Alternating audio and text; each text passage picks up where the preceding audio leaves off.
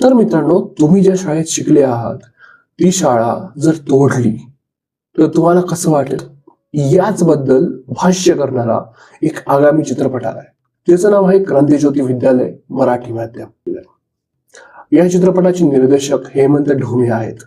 बघायला गेलं तर हेमंत ढोमे यांची जी डिरेक्टोग्राफी आहे याच्यामध्ये झिम्मा आहे, झिम्मा 2, फर्स्ट क्लास दाभाड, खूप चांगले चित्रपट आहेत.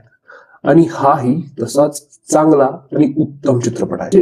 या चित्रपटामध्ये जी कलाकार, जे 7 मुलं असतात, प्रत्येकाची एक कहाणी, एक स्टोरी, एक कथा आहे. मी सिनेमागृहात बसलो होतो. मला कधी कधी हसू येत होतं, कधी रडू येत होतं, कधी उत्तुंग हसत होतो, कधी रडत पण होतो.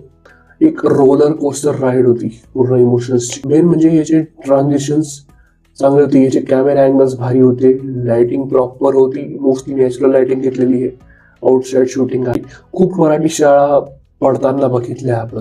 तुम्ही जर मराठी शाळेत शिकले आहात ना, तर आपल्याला एक वळण लागतं, शिस्तबद्धता आपण शिकतो मराठी शाळेत. या शाळेतले त्यांचे पण एक मुख्याध्यापक होते, खूप खूप मस्त. सचिन खेडेकर सरांना खरं तर सॅल्यूट आहे भाई. इतका मस्त मुख्याध्यापक त्यांनी निभवलाय ना, प्रॉपर जसा पाहिजे असतो. आमचे हे होते एक मुख्याध्यापक, त्यांचं नाव होतं वाघ सर.